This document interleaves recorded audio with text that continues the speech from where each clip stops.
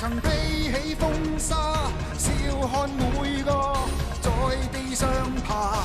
我的腳下，從一生虛假放半剎那，瀟瀟灑灑抱緊我吧，疾呼吧，飛吧，放無風沙。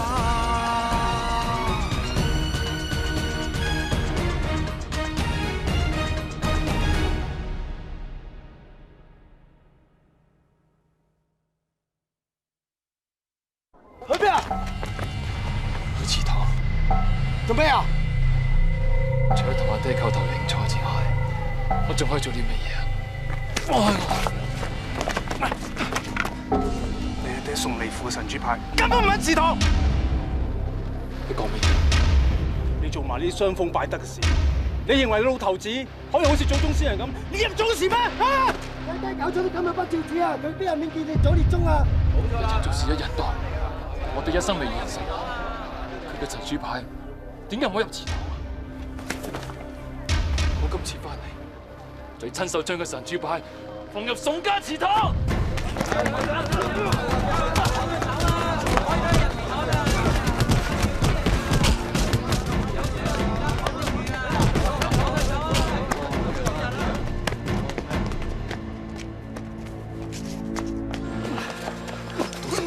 你點啊？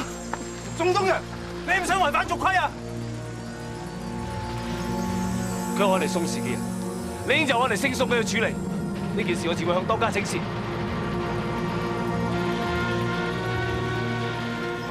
做咩？係咪我宋東陽擔大唔起啊？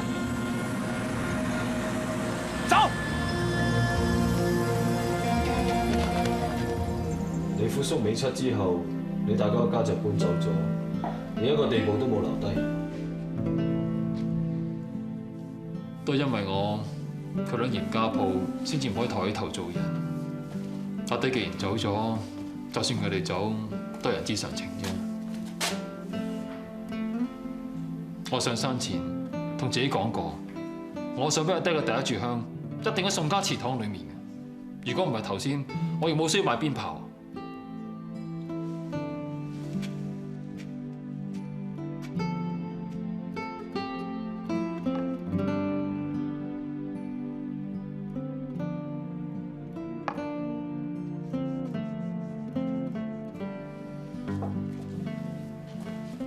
其實你應該明白，當你犯嘅係族規中嘅大禁，照佢哋話係會連累同房，所以黎富叔嘅靈位係唔可以擺入祠堂。呢個規矩我知，阿爹亦都好清楚，所以喺我發生事之前，阿爹已經做足功夫。阿爹同我已經斷絕父子關係，我清楚佢為人，佢寧願冇仔送終，都一定將自己嘅神主牌放入祠堂。如果黎富叔真係依照族例同你斷絕父子關係，佢哋應該通知我哋㗎。阿爹做事向來審慎，又點會冇證人啫？但至於嗰班證人會唔會出嚟作證，就係另外一件事。始終呢個係阿爹嘅遺願，我一定要幫佢達成嘅。可能我天留翻條命俾我，就會做呢件事啩。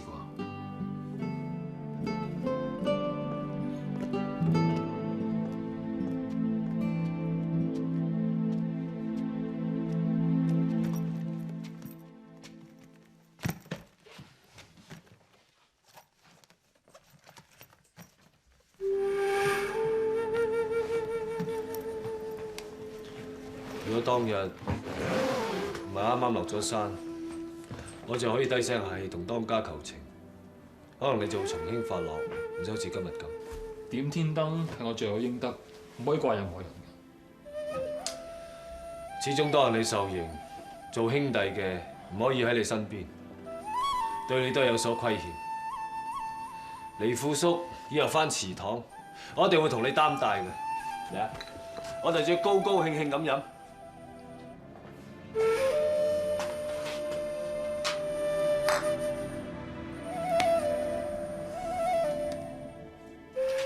係咯，就係掛住講我生咗個細路啊！神靈在上，我哋宋家子孫緣薄，望神明施恩，乞求一子半兒，好等我哋宋家香燈得繼，開枝散葉，福蔭得宜。誠心啲，摸到有白印嘅石頭先叫有仔㗎。摸到啦，婆婆，真係有白印㗎。哎呀，真係好咯，有後咯。家嫂啊，翻嚟要湯雞還神啦。好咯，我哋陳家終於有男丁咯。咁後生就一索得啦，唔知係咪應該話佢福口啊，定係你福薄？誠心啲啊，10幾年都摸空寶，今年都應該同我哋宋家有翻個交代啦啩。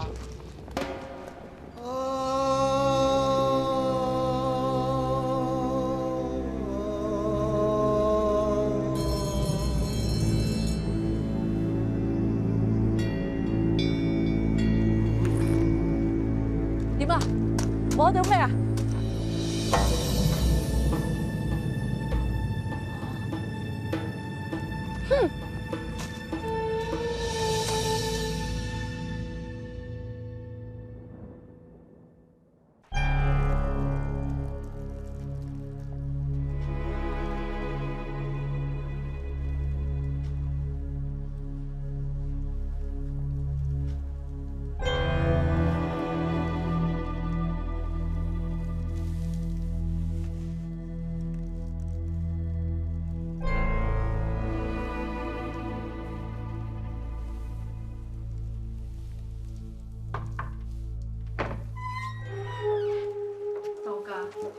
呢幾日嘅井水打出嚟硬係有啲濁，不如今日沖翻壺黑茶，濃味啲好嘛？啲井水係濁係清，又點到我哋問點解？所謂順天認命，有苦自知。啲茶水再甜，飲落口味也一樣。係啦，少奶，你有冇同當家交代聲？你今日去求子石，求到啲咩結果啊？唔好停啦！有咩話交唔交代啊？若然係求到啲咩嘅話，個人嘅腳步聲都會唔同，聽都聽得出啦。小心啲啊！因住整親當家嘅舊傷口啊！對唔住啊，婆婆。算啦，當家睇完啦。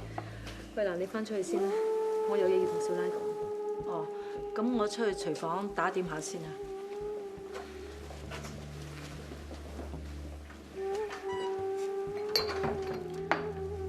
朗月入嚟宋家嗰陣係幾多歲啊8歲啊，婆婆。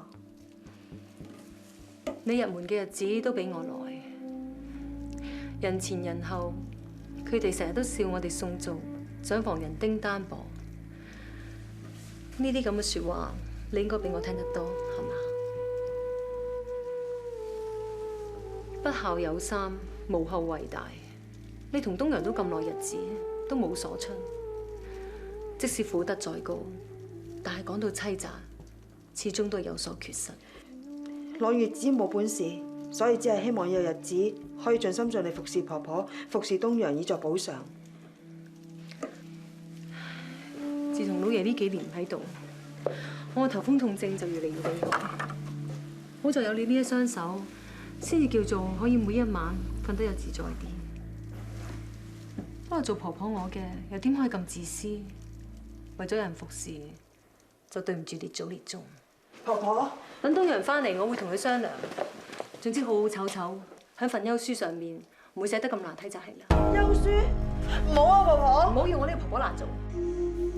老爺走咗之後，你以為我呢個女人做宋族當家，背後真係冇人講説話咩？你以為我真係想做一世啊？你以為我係等啲乜嘢？講嚟講去都係等東陽佢有一個仔，等佢呢個長房長子可以名正言順，俾全族人見到佢可以薪火相傳。到時堂而皇之，我就會將當家呢個位交翻俾佢。婆婆，婆婆呢個醜人做一次就夠，你唔係要我講第二次，再難受一次。好啦，扶少奶入房，東陽翻嚟，叫佢即刻嚟揾我。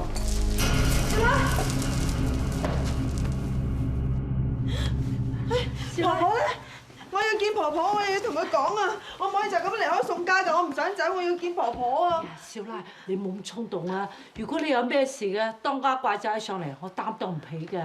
朗月，你醒啦？婆婆，你唔好趕我走啊！我求你俾我留低啊！婆婆除咗呢個家之外，邊度都唔俾你去。婆婆，你唔趕我走啊？好在佢嚟得及時咋，唔係婆婆啊，真係做錯決定㗎啦。東陽會翻咗嚟咧？唔係啊，順安去揾少爺噶啦，你冇咁擔心啦。咁婆婆頭先你講嗰個係邊個啊？係祖先庇佑，福臨宋家。大夫話你有喜啊！睇你開心到個樣啦，真係傻晒咁啊！我有喜？會唔會搞錯咗啊？呢啲可以搞錯嘅咩？你嘅月事係咪已經成個月未見啊？少奶你又係嘅，月事唔嚟咧，即係有咗，你又唔話俾我聽，等我請個大夫翻嚟幫你把下脈啊嘛！唉，當家差啲叫少爺休咗你啊！呢啲嘢就唔好再講啦。朗月啊，大夫叫你好好臥床安胎，我已經叫平姑幫你煲咗啲安胎藥，煲好咗佢就攞過嚟俾你飲。其他嘢你唔好再諗啦，好好休息啦。喂蘭，我哋去睇下啲安胎藥煲好未啦？哦，你唞下啦嚇。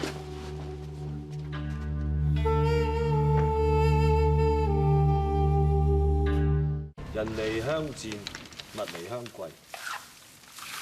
黎富叔件事辦妥之後，你有咩打算？唔俾我留低嘅，咪走咯。就算俾我留低，亦都唔使旨意我姓嚴嘅一分一毫。如果你宋家子弟個個都好似你咁有骨氣，我哋姓宋嘅就有希望。佢哋真係唔應該咁唔爭氣。又唔怪得佢哋嘅，做慣乞衣懶做官，要怪嘅只怪我哋嘅祖先唔應該100年前由嚴家鋪呢度落地生根，唔應該教姓嚴嘅用霸掌驅趕疫症做咗佢哋嘅大恩人，更加唔應該嘅就由佢哋年年用3成嘅田租財產嚟供我哋姓宋嘅啫。其實唔應該嘅實在太多，生養死葬，飯來張口，錢來張手，搞到個個姓宋嘅都不思進取。遲咗一日姓嚴嘅唔再依早份俾錢我哋真係一無所有啊！大哥，我哋宋氏長房長子親自落田喎，我就係怕有朝一日俾人掟出街，我唔使乞食嘅。係咧，如果姓嚴嘅好唔滿意我哋姓宋㗎。表面上就客客氣氣、風平浪靜，但係實質有好多姓嚴嘅對佢哋太公所定嘅祖規都好唔服氣。我睇出事係遲早嘅啫。照我睇，根本就我哋個當家太軟弱，對姓嚴嘅事事唯唯諾諾，不成氣候。如果你早生一兒半女嘅話，咁咪順理成章成為當家咯。到時我相信局勢絕對冇係咁樣。可能我福薄，冇走得完啩。其實大叔咁耐都冇所出，有冇諗過娶妾侍㗎？呢啲嘢邊有得強求啊？嚟啊，飲啦！聽朝一早起身，我就會同二娘講你呢件事，叫佢叫埋啲叔伯兄弟出嚟，同黎富叔討個公道。嚟，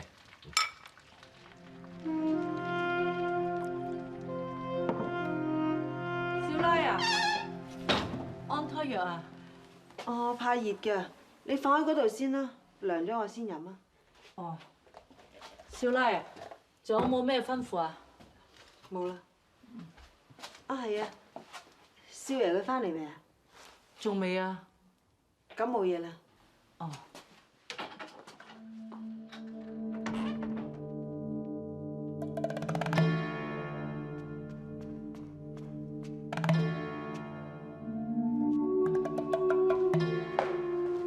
二娘，你仲未瞓咩？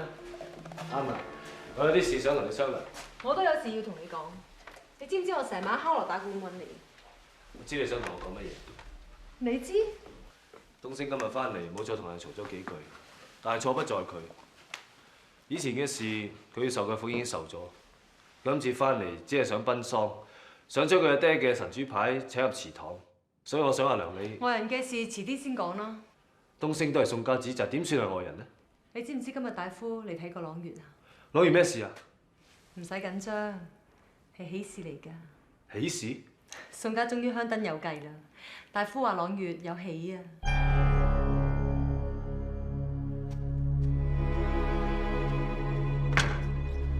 東陽，你成晚去咗邊啊？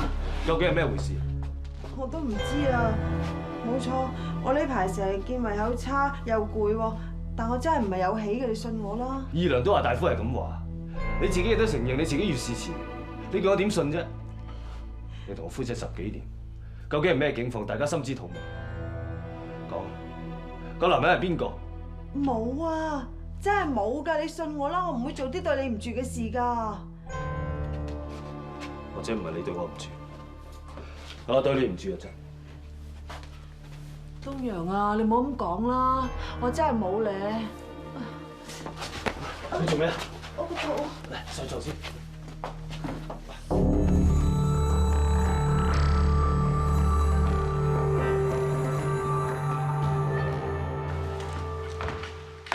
姨娘，朗月今日見好啲啦嘛？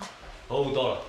唉，真係估唔到少奶嘅身體原來係咁差㗎，月事失調啫，啲時間忽早忽遲得咁厲害㗎喎，等我哋成家空歡喜咗一場。其實朗月都唔想你哋空歡喜一場嘅。得啦得啦，我又唔係怪佢，要怪嘅都怪嗰個大夫年紀大，把脈都可以把錯。哎呀，個大夫啊，可能戥我哋長房心急，咁啊把錯起物咯。煩呢件事都煩咗1日啦，好夠㗎啦。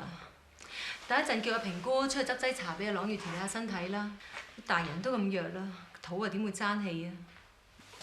你又唔落田，又唔會睇住朗月，仲有事咩？就係關於尋晚我同你提過，東升想將佢阿爹嘅靈位送去祠堂件事，你覺得應該點辦最好啊？我呢個做人阿娘嘅，就連為自己長房添個孫仔咁少嘅事，我都無能為力。人家嘅事，你覺得我做咩辦法呢？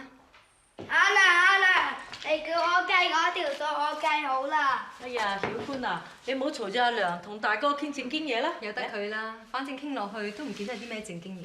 哦，咁你幫我睇下。你睇下，3房人咧總共有17人貨，不過男丁咧就佔有4個，6房人咧總共有17個人，咁所以男丁亦都佔咗有7個。3房人咧始終係比6房人親㗎，咁所以要加啲錢俾佢哋。嗱，條數咧就係咁計啦。姨娘，東升件事我遲啲先同你商量，我落田。嗯。阿娘教你嘅，自己又慢慢計啊。哦。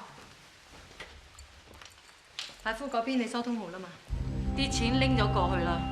大夫話之前我哋俾朗月飲嘅血府去瘀湯，將月事推遲咗，家下要飲翻龜皮湯嚟調理翻啦。你算人都算得幾準㗎喎！如果唔係俾我偷偷地見到阿少奶倒咗一碗安胎藥，睇怕我哋都唔會喺佢月事嚟之前試清楚佢嘅底啊！一個女人既俾個天話冇仔生，仲要俾自己嘅婆婆趕走，此時此刻竟然知道自己真係有咗新人。邊個女人都唔會倒咗碗安胎藥，會咁樣做嘅都係因為佢一早知道自己丈夫根本就冇呢個本事。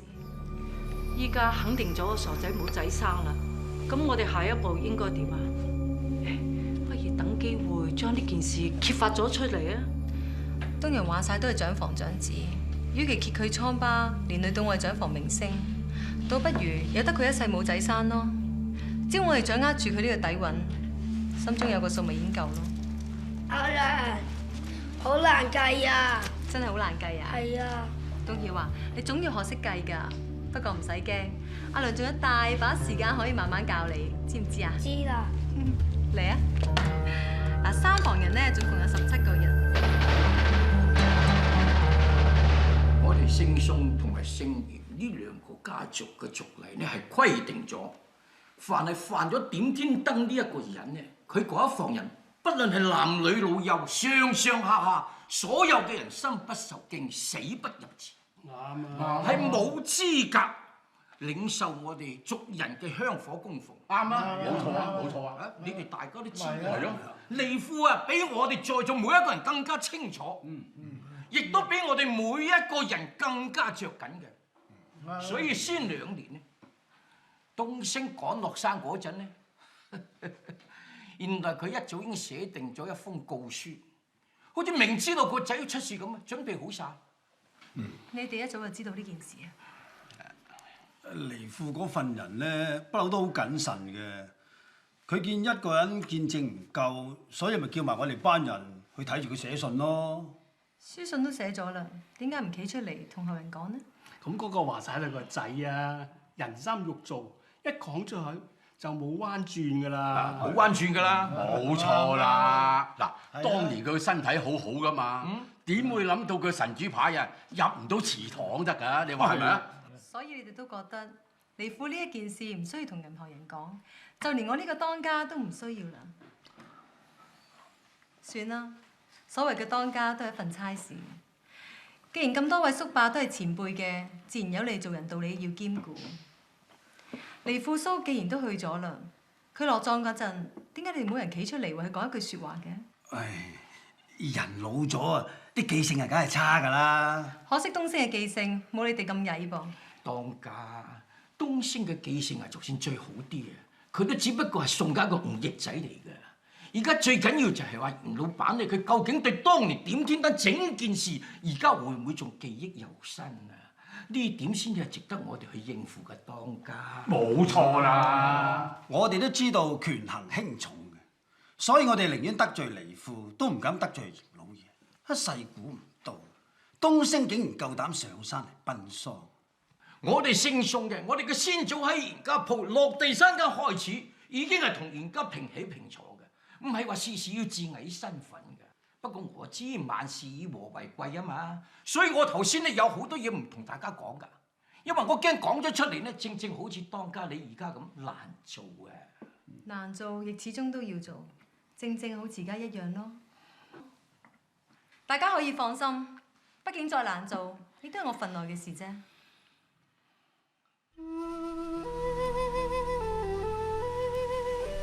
知道當中底蘊嘅人並唔多。我知，我問過東陽，佢都認為小卓早已經死無全屍，真係估唔到我哋竟然有機會見面。我之所以帶你嚟，係因為我相信嚴家鋪冇一個人係佢想見，除咗你。仲有當家你呢？小卓只有入土為安，都全靠當家你。而我都好應該向當家叩個頭。免啊！當日你哋犯下禁條，我亦同意嚴老闆佢執行逐規。既然當家認為我罪有應得嘅，咁點解仲要幫我哋？我係唔認同，但唔代表我唔可以體諒。撇開當家呢一個身份，我亦只係一個女人。就因為呢個原因，我睇得出馬小卓佢一定好想見翻你。得知你平安無事，黃土之下佢總算有個安慰。我呢世人負嘅人實在太多，但而家小卓終於可以入土為安，而我爹就心願未了，恐怕佢會死不言閉。我聽東陽講話，你想去神位入祖祠，同嚴姓一族嘅人發生過爭執係嘛？既然離婦叔佢確實有逐你出家門，祖祠有去神位係遲早嘅事，你又何須急咗一時呢？或者你嚴家鋪守孝3年，3年期滿，我以當家嘅身份答應你，你一定可以圓你阿爹嘅遺願。你覺得點？一切照當家意思做。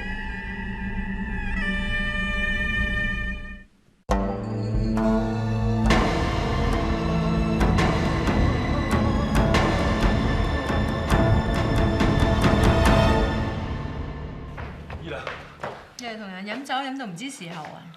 攞碗麵俾少爺啦。哦，唔使啦。今日你同東升去過邊啊？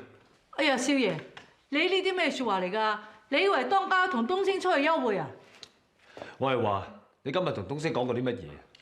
點解佢一翻嚟就話唔使將離婦叔嘅靈位送翻入祠堂嘅？佢唔再堅持咁做，自然有佢道理嘅啦。唔在乎我同佢講過啲乜嘢㗎，係嘛？二娘個本事我好清楚。但二娘用咩辦法令到東升妥協？就算你肯講，我都未必明白。但二娘究竟點解咁做，我就了解得好通透啊！咁你了解啦就最好啦。我了解唔代表我就認同。你根本就係怕件事鬧大，得罪咗嚴萬禧。如果你覺得身為當家唔應該凡事以和為貴，去幫族人籌謀嘅，咁呢個當家大可以由你嚟做㗎。只要你爭氣，幫我哋宋家添翻個丁。到時當家呢個位，我自會俾翻你做。到時你想點話事啦，就點話事咯。快啦！當家，少爺，唔知點解嚴肅兩族好多子弟家上面打起上嚟啊！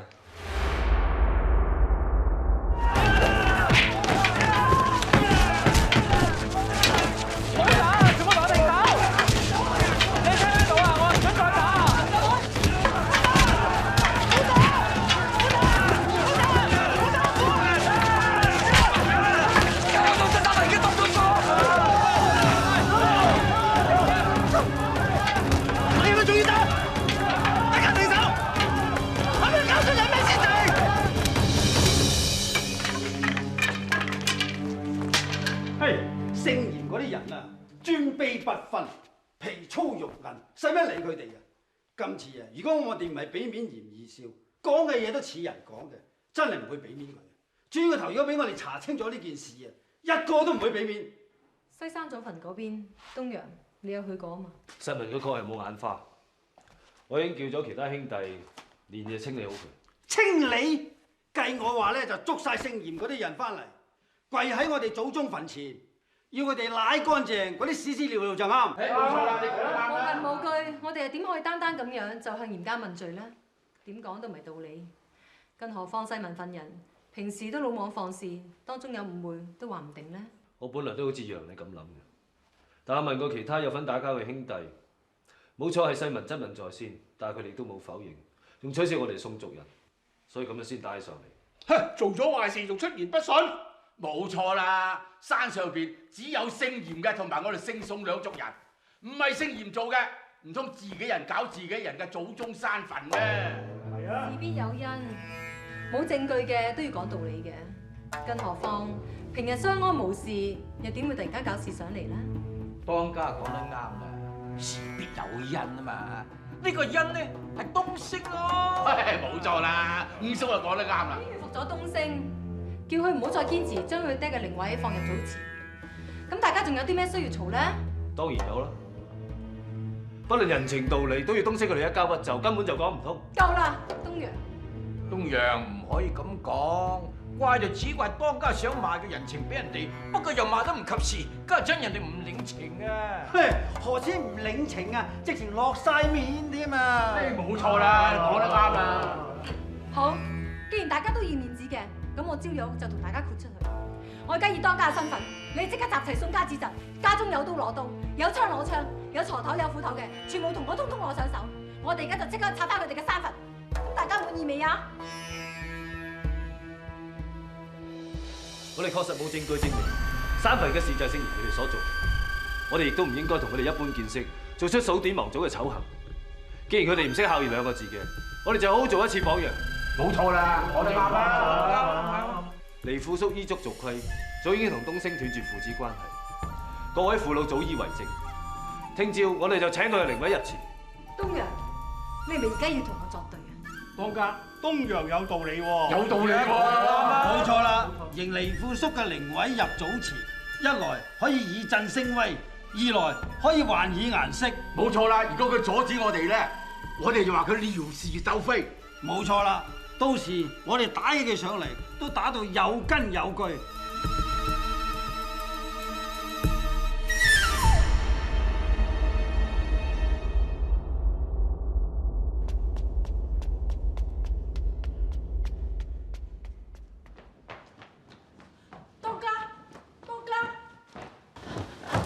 當家，佢哋掌櫃話嚴老闆今日有事落咗山，交唔到封信俾佢喎。既然嚴老闆唔喺度嘅，我哋交俾嚴老爺啊！佢哋父子同心，二晚黑都有心避開啦。佢阿爹點會管？你又話嚴老闆今晚故意避開我哋？呢頭自己嘅子侄同人打交，嗰頭就落咗山，天下間邊有咁啱嘅事？堂堂一個嚴老闆，做咩鬼鬼祟祟咁肉先啫？佢係族長嚟噶嘛，要出嚟面對㗎。佢唔想面對嘅係我呢個宋當家。嚴家子侄根本就唔會好似我哋姓宋嘅咁放肆，搞人家山墳呢啲咁偷雞摸狗嘅作為，冇人指使佢哋係點敢啊？你唔好亂咁諗啦。兩族子侄如果真係打起上嚟嘅，邊一邊嘅當家都擋唔住，擋唔住咪即係冇面咯。佢族長個位都未必一定坐得穩㗎。所以嚴老闆佢咪置身事外咯。等到聽日佢哋打到上嚟，打個你死我活啦！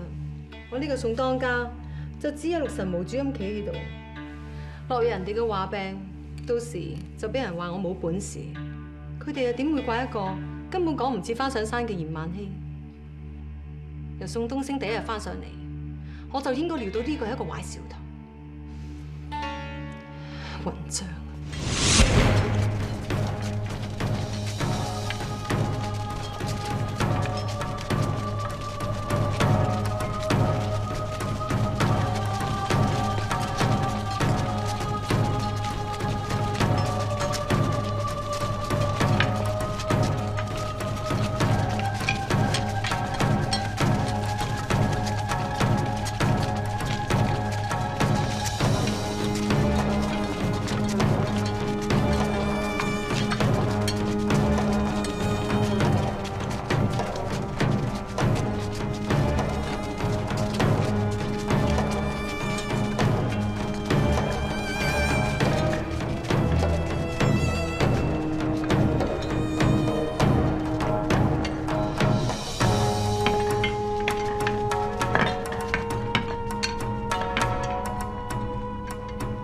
姓嚴嘅一句講得咁冇膽，呢班縮頭！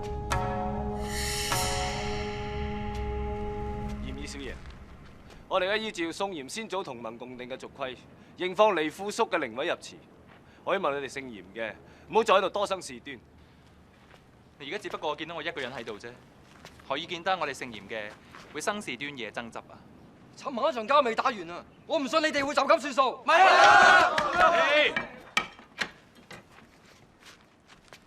今日係你哋黎富叔入祠，大家檢點啲，聽下人哋講乜嘢啊！嚴老闆想向各位傳句説話。既然宋黎夫同宋東升早已脫離父子關係，佢嘅靈位當然可以安放入宗廟祖祠。我哋嚴家上下都會以老闆為馬首是瞻，徹查山西祖墳事端嘅因由，還大家一個明白。而家為免誤咗吉時，我哋先請靈位入祠再講。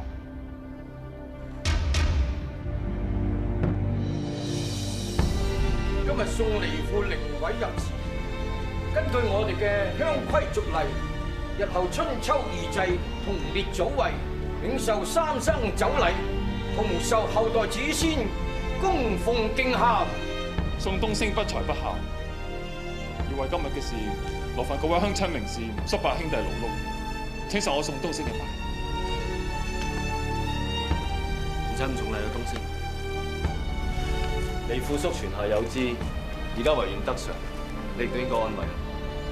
既然大禮都已經做完，我諗東升都可以跟我翻去一趟。咩意思？老闆只不過想約東升單獨講幾句説話，我諗你都唔想再勞煩咁多位嘅。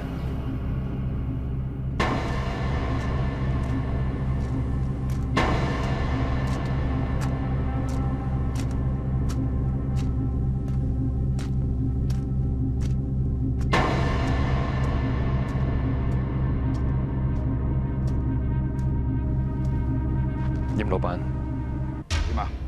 世伯嘅靈位安放妥當嗎？多得嚴老闆嘅諒解，事情終於順利咁進行咗啦。我仲以為你唔想件事太過順利添。嚴老闆誤會啦，今次我翻嚟就想為亡父奔喪盡孝。盡孝？你連祖宗山墳都夠膽搞，呢啲係咩嘅孝道啊？嚴老闆對東升有所誤會，係誤會定係了解你知我知？故意挑起兩族仇怨，又可以從中獲利，除咗你宋東升一人，仲有邊個啊？其實你真係好好彩，咁多年嚟犯禁通姦、被罰點天燈、前炮仗嘅人都唔少，但係只得你一個可以大難不死，今日仲可以大搖大擺咁行翻嚟，喺父老叔伯逐推之下，堂堂正正咁行入祠堂，真係有你嘅本事。若果真係有本事，我打小卓走，唔使佢喺度喪命，而我自己亦都冇需要負住奸夫呢個惡名。不守婦道、私戀偷情，喺你眼中依然認為佢係無辜。照咁睇，你只係俾人冤枉噶咯。咁我執行族規就係不明事理、不近人情啦。我同小卓私戀係真情，嚴老闆執行族規係職責，兩者亦都冇錯。當日可以不理族規大禁，而同寡婦私通。衝動任性嘅宋東升今日可以講啲咁理性豁達嘅說話，你以為我嚴萬禧會相信你咩？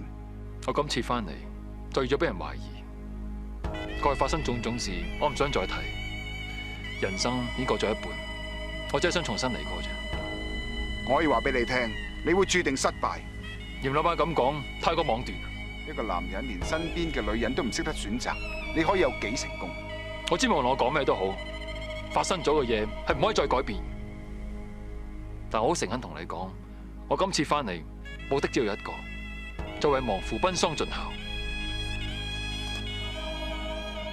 你以為就憑你呢幾句說話，我會放過你？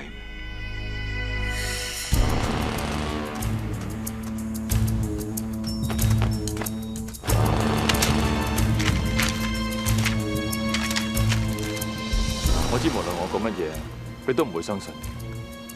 為表誠意，你點着呢串炮仗，等我受埋當日未受刑嘅懲罰。你以為我唔敢啊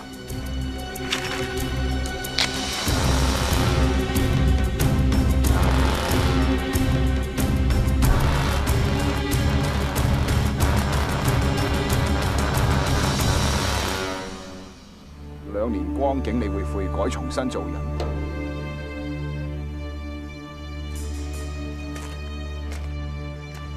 嚴家鋪歡迎你翻嚟。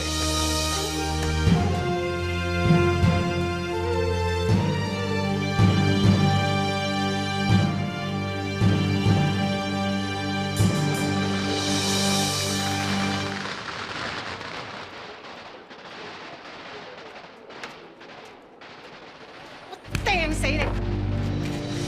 你個死人奸夫！我揾石頭掟死你！點解燒你唔死？我掟死你啊！我實要掟死你㗎！你個奸夫！我實要掟死你！我掟死你啊！二少爺，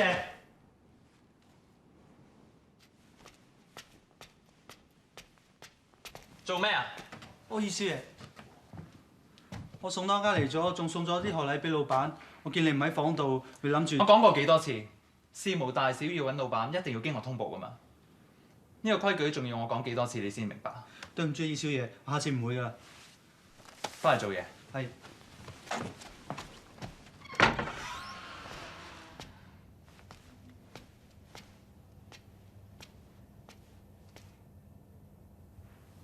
咩事？份賀禮係送當家送俾大哥你，佢而家喺大廳等候。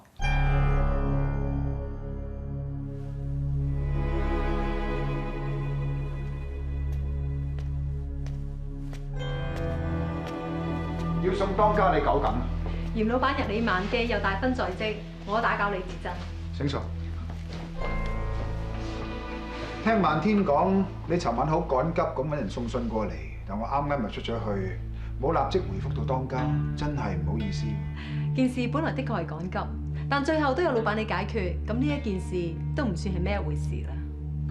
其實講到底，我哋已經向老闆你賠過不是至啱，因為一個小嘅誤會，令到兩造險釀不和。好在有老闆你明白體諒，呢一件事先得以平息啊。宋當家你言重啦，我只不過係依你辦事。不過我知道今次呢件事係由東陽帶頭發起。要當家你勸止，實在係為難嘅。不過一個女人要管治咁大族人，難免係吃力。東陽今次嘅處事確實係魯莽衝動，我既為當家，亦都係佢義娘，亦難辭其咎。不過正因為我係佢長輩，佢亦唔敢唔聽我嘅説話。而加上呢一件事，正正俾佢一個教訓，等佢知道嚴老闆你係恩威並施。東陽佢一定有所體悟，以後會學識檢點㗎啦。其實咁多年嚟，宋東陽一直都安守本分，未有過分之舉。今次既然逆當家嘅意，事事出頭，我諗宋東升喺佢心目中嘅份量都幾重。不過宋東升嘅德行同東陽有一段嘅距離。正所謂近朱者赤，近墨者黑，實在會令人擔心嘅。不過再講啦，呢啲係你哋宋家嘅事，我哋姓嚴嘅唔方便加把嘴。以後就要靠當家你好好咁留神。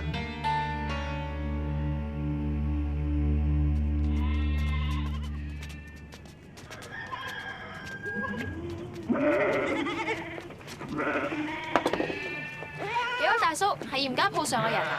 係啊，呢啲聘禮咧係我山上送過嚟嘅。嚴老闆過大禮日子唔係初七咩？今日初二啫喎。呢啲唔係嚴老闆送嚟㗎，係宋當家吩咐落，叫我送嚟家家宅俾家園大叔個女嘅。立即咁大件事，點解你唔事先同我講一聲先啦？婚姻大事從來都係媒妁之言，你叫得我做二娘嘅，我自然有責任幫你揸呢個主意啦。更何況都係揾個女人嚟服侍你啫，有咩咁大不了呢？朗兒佢服侍得我好好，平白無事，我唔需要娶一個外人翻嚟喎。10幾年嚟都冇所出，咁都叫平白無事？我只係唔想人哋話呢個做二娘嘅唔識做人阿娘。10幾年啦，你都膝下猶虛，唔為你籌謀打算，心腸惡毒啲嘅人，仲以為我呢個二娘偏心，一心諗住幫東曉佢承繼家業，一心就於理不公。你都唔想人哋話我哋兩母子係咁㗎？係，我嫁你嘅爹日子係唔長，不過老爺佢生前對我恩重如山。佢嘅事無論生前死後，我都事事要上心，事事要着緊嘅。老爺佢臨終嘅時候，最放唔低嘅係乜嘢？你應該最清楚啦。就算你真係要我立妾，你都得我同意，等我自己去揀啦。如果我幫你揀嘅你唔中意，你大可以將佢放埋一邊，到你揾到個合眼緣啦，再同二娘講，二娘一定會幫你娶個第三房。宋家人咪養唔起。其實我呢個做二娘嘅都只係苦心一片，希望宋家可以傳宗接代。到你有子得計啦，我呢個二娘嘅當家咪交翻俾你咯。你唔係一直都想有呢一日嘅咩？做人妾事好差咩？你想做正室啊？邊有可能啊？人哋啊派人嚟到我哋屋企得㗎，難得姓宋嗰啲人啊咁爽快，你反而嫌三嫌四喎。人哋係嚴家鋪宋族嘅長房長子嚟㗎，莫講話做妾事啦，就算做妹仔啊，都好過做莊家人嗰啲正室啦。其實啊，而家嫁到上山已經唔容易㗎啦，但求一日兩餐唔使擔心，咁就真係家門有幸，祖先保佑啊！我唔係嫌棄啊，不過喺度諗點解會揀中我啫嘛。理得佢咁多啫，一禮啊收咗啦，到時你等嫁咯。咁有冇話擇咗咩日子啊？啊，係啊，同阿計家大小姐嗰日啊，哎呀，計家大小姐咧就真係好腳頭啊！佢一嚟到你就嫁得出啦，你真係會多多感激人啦。